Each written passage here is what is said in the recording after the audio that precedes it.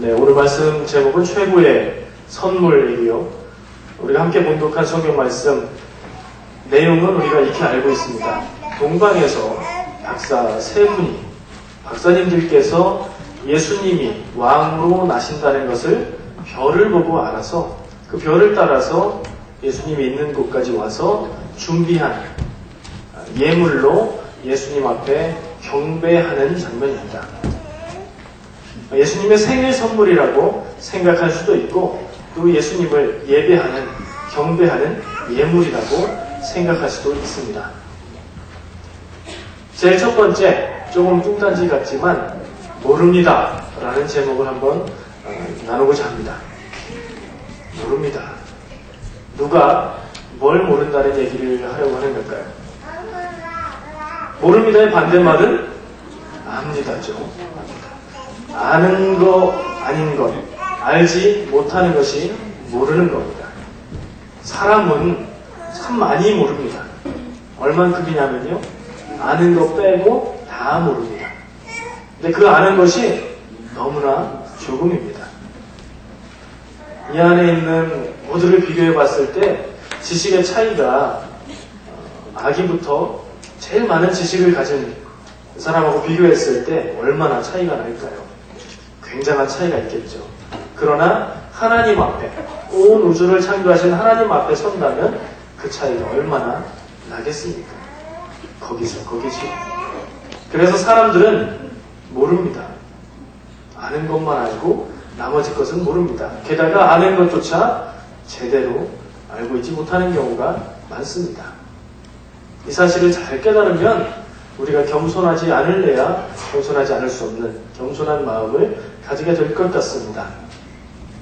제가 정말 하려는 얘기는 뭘 모르냐면 성경 말씀을 읽을 때 이스라엘 사람들, 유대인들, 그리고 예수님의 제자들, 이 사람들이 꼭 알아야 되는 일인데, 꼭 알아야 되는 순간인데 모르는 경우가 많습니다. 지금도 모릅니다.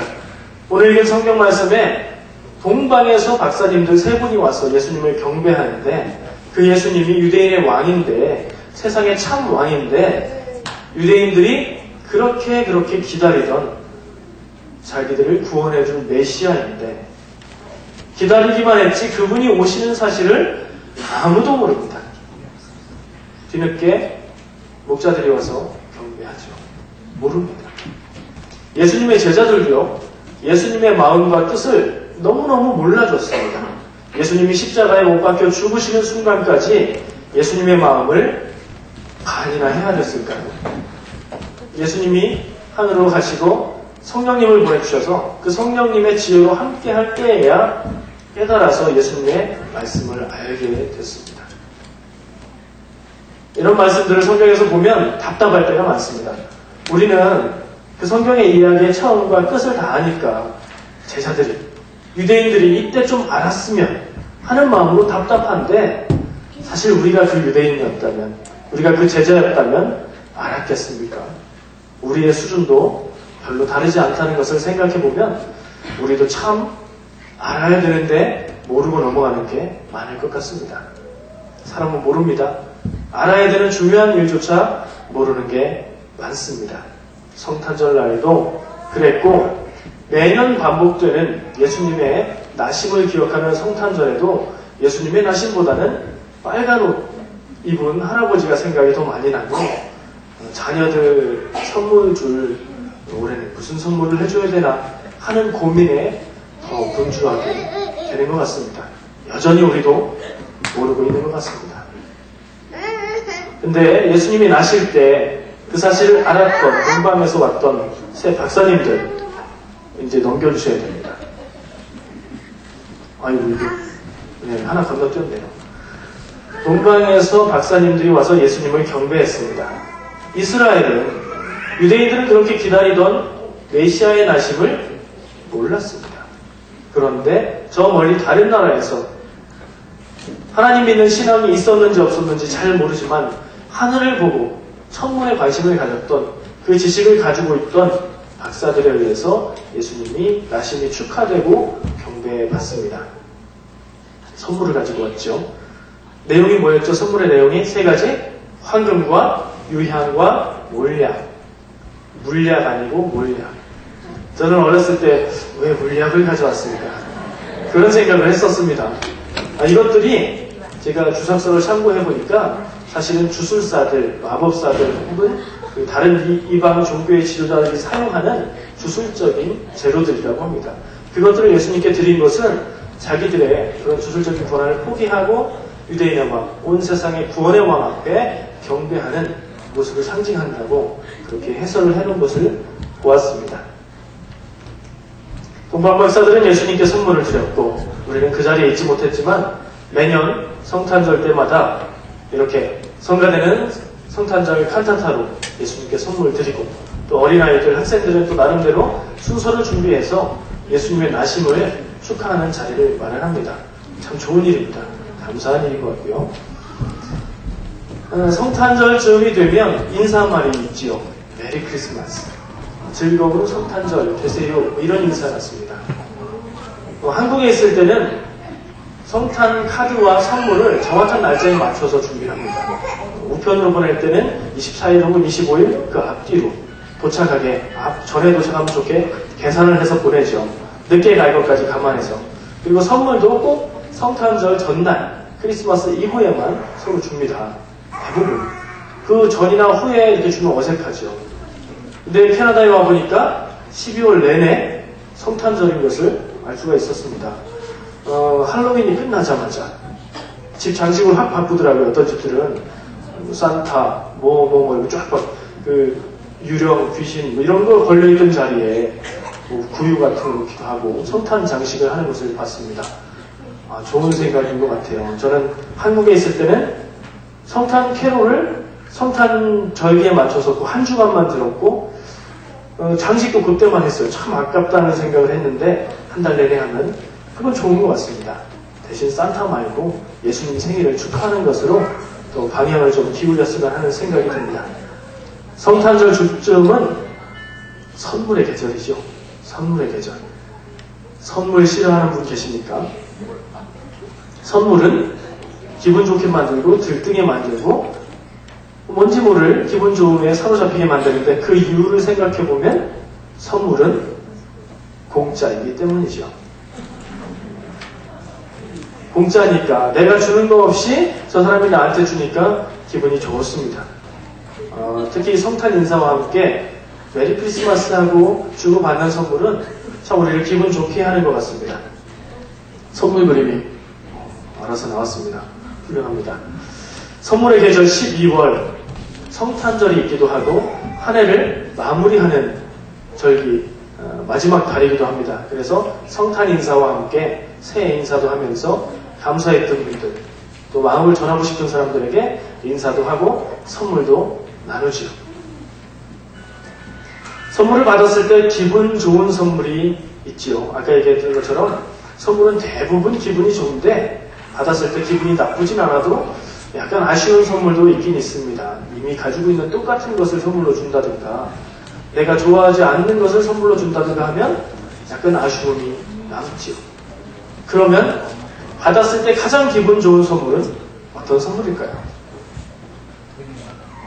내가 꼭 필요한 거, 내가 지금 필요한 거, 내가 지금 가지고 싶은 거 혹은 생활에 도움이 되는 지금 꼭 있어야 되는 것을 누가 딱 맞춰서 선물로 주면 감사하죠. 그때 입에서 우리는 절로 할렐루야, 하나님을 찬양하는 말이 나오는 것 같습니다. 어떻게 그렇게 딱 맞출 수 있을까요? 저도 그런 적이 몇 번 있었어요. 그런데 선물을 준비해서 주면서 받는 사람이 실망하라고 준비하는 사람은 아무도 없을 거예요. 근데 받는 사람은 어떤 경우에는 실망하기도 하거든요. 옷을 사줍니다. 근데 내가 전혀 원하는 스타일의 옷이 아닌 경우, 나는 절대 안 입는 색깔의 옷일 경우, 아니면 음식을 선물로 줬는데 내가 싫어하는 음식일 경우, 이거 제가 싫어합니다. 바꿔주실 수 있습니까? 말할 수는 없지만 그냥 아쉬운 거죠.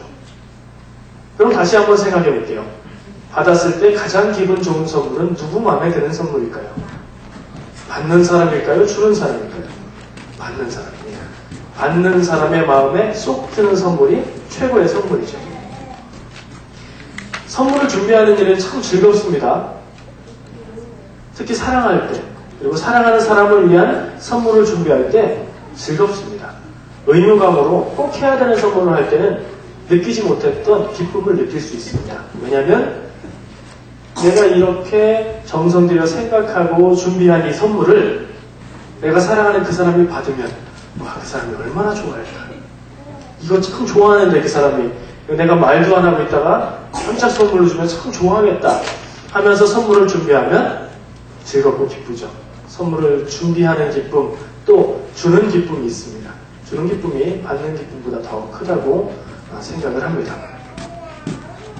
근데 그렇게 생각할 때 어떤 분은 내가 제일 좋아하는 걸 골라요. 선물을. 요거 기준이 있어요. 요거 이분에게 선물할 거니까 금액이 이 정도는 이상이 돼야 되겠지 하고 몇 가지 중에서 고를 때 요거 참 예쁘다. 내 마음에 드는 걸로 골라서 줄 때 다 감사한 선물이지만 어쩌면 그분이 싫어하는 딱 한 가지 중에 하나를 줄 수도 있거든요. 그래서 우리가 선물할 때는 받는 사람의 마음을 생각해보고 그 사람이 뭘 좋아할까 생각해서 준비하는 게 좋은 방법인 것 같습니다. 생일 선물을 받을 수도 있고요. 우리는 또 연말에 성탄절에 선물을 받을 수도 있죠. 한번 기억해 보실까요? 내가 평생토록 받았던 선물 중에 최고의 선물 무엇이었을까요? 떠올려 보세요. 저는 이런 질문을 받고 비슷한 질문이었는데 당신의 최고의 생일이 언제였습니까? 그래서 생각을 해보니까 제가 어렸을 때 기억은 안 나는데 사진으로 남아있는 생일날이 있더라고요. 제가 초등학교 다닐 때 친구들이 함께 있고 어머니가 준비해 주신 음식들이 있고 다 즐거워하는 표정으로 웃고 있는 그 사진이 옛날 사진인데 참 제 마음을 따뜻하게 해요. 뭐 그런 마음의 깊은 추억이 담겨있는 최고의 선물, 사랑하는 사람에게 받았던 선물이라든가 아직도 간직하고 있는, 혹은 내가 정말 필요했을 때 딱 그것을 준비해서 받았던 선물이라든가 뭐 그런 것이 있겠죠. 혹시 없으신 분들은 앞으로 생길 겁니다. 최고의 선물 마음속으로 떠올려 보세요.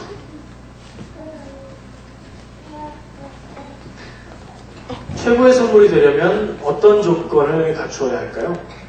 아까 얘기했던 여러 가지가 있는데 최고의 선물은 가격이 비싸야 될까요? 아니면 관계없나요? 아니면 가격보다 정성이 가득 들어가야 최고의 선물일까요? 그게 좀 더 나은 것 같죠. 정성을 들여서 내가 받는 사람일 경우 내 마음을 헤아려주고 손수 직접 정성스럽게 만든 선물이라면 더 기쁜 선물이 되겠죠.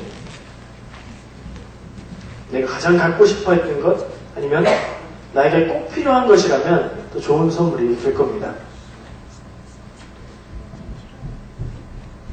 한 가지 더 생각해 볼 수 있는 것은 받는 사람의 마음에 가장 높은 점수를 받는 것이 최고의 선물이라고 생각했을 때 그것이 아닌 경우가 또 있습니다. 내가 나의 사정을 잘 알고 내가 가지고 싶은 것, 나에게 필요한 것을 가장 잘 알지만 나를 더 잘하는 분이 계십니다. 부모님 말고 하나님이 나를 창조하셨으므로 나의 모든 것을 알고 계시므로 나의 마음을 잘 아시고 나의 필요를 가장 잘 아십니다. 나는 생일 선물로 제일 좋은, 요즘에 많이 사고 있는 넷북, 제 선물 리스트 위에 있는 건데요. 위시리스트 제일 꼭대기에 있는 건데 그거를 원하고 있습니다. 마음속으로. 근데 정말 나에게 필요한 선물을 더 잘 아시는 분이 나에게 선물해 주신다면 내가 원하는 것보다 나에게 더 좋은 것을 주실 수 있을 겁니다. 만약에 그런 선물이 된다면 내 마음에 꼭 드는 것은 넷북이지만 그거 아니고도 최고의 선물이 될 수 있겠죠.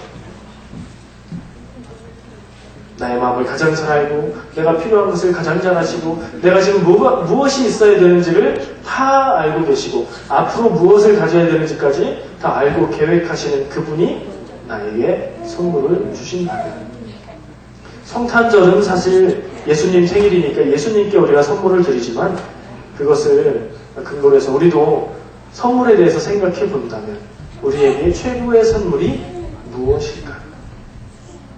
내 내 추억 속의 선물도 최고의 선물이었지만 그것보다 나에게 꼭 필요한 것을 채워주신 하나님의 선물 뭘까요? 한번 맞춰보시겠어요? 우리에게 꼭 필요한 것, 우리가 지금 다 소유하고 있는 것, 10원에서 1원을 뺀 거. 네, 감사합니다. 우리에게 구원이 가장 큰 선물 아닐까요? 예수님 믿고 하나님의 사랑을 믿고 고백했을 때 우리가 공짜로, 아무 대가 없이 공짜로 받게 되는 그 선물, 구원. 근데 우리가 다 구원받았으니까, 우리는 다 구원 안에 있으니까, 당신도 있고 나도 있고 이분도 있고 저분도 있으니까 그냥 당연한 것으로 여기고 있는 그 구원, 그것이 가장 중요한 거 아닐까요? 가장 소중한 것 아닐까요? 그리고 그 구원을 위해서 열쇠가 되었던 예수님의 태어나심, 그것이 우리에게 아마 가장 크고 소중한 선물이라고 생각을 해봅니다. 우리는 바로 그 최고의 선물을 모두 다 받았고 영원히 변치 않는 그 선물을 소유하고 있는 사람들입니다. 바로 예수 그리스도, 우리의 삶의 주인 되시고 우리의 삶에 가야 될 가장 좋은 길을 알고 인도해 주시는 분, 우리가 따라가기만 하면 최고의 삶을 살 수 있는 그분이 오셔서 우리를 위해 죽으셨고 우리 곁에 계신 것, 그것이 가장 큰 선물일 것입니다.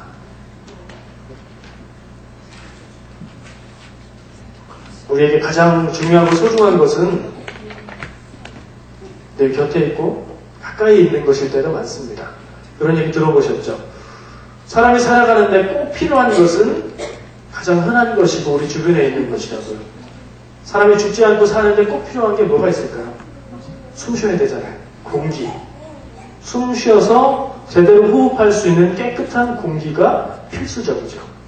숨 쉬지 못하면 몇 분 안에 하나님 나라로 갑니다. 또요, 마시는 물도 우리의 생명의 유지에 필수적인 겁니다. 세계에는 깨끗한 물을 마시지 못해서 그것으로 인한 질병으로 죽어가는 사람들이 많이 있답니다. 근데 우리는 깨끗한 물, 수돗물도 우리가 마셔도 안전한 깨끗한 물이거든요. 그렇게 누리면서 야, 물이 참 감사하다 이거 느낄 때가 많지는 않죠. 소금도 그렇죠. 소금도 안 먹으면 하나님 나라로 일찍 가게 됩니다. 근데 우리가 물과 공기와 소금 같은 것을 먹을 때마다, 마실 때마다, 숨 쉴 때마다 아, 정말 소중하다, 하나님이 이것을 내게 주셔서 살게 하셨구나, 이런 느낌을 못 느끼잖아요. 느리는 것이고 흔한 것이고 당연한 거니까요. 근데 그것이 우리를 살게 하는 거예요. 하나님 우리에게 주신 또 다른 가장 소중한 선물인 것 같습니다. 예수님의 태어나심도, 우리의 믿음으로 우리가 구원받은 그 역사적인 사실도 우리가 너무 당연하게 여기고 너무 흔하게 여기는 것은 아닌가 다시 한번 생각해 봅니다. 그래서 예수님의 선물과 예수님의 생일과 선물 생각을 하면서 우리에게 가장 소중한 선물이 무엇인가를 생각해 보았고 이렇게 함께 나누었습니다. 우리 모두에게 주셨습니다. 가장 귀한 선물, 가장 소중한 선물, 돈으로 못 사는 공짜 선물. 이것을 소유하신 여러분들의 삶이 늘 그 구원을 누리는 귀한 삶이 되시기를 간절히 축원합니다. 기도하겠습니다.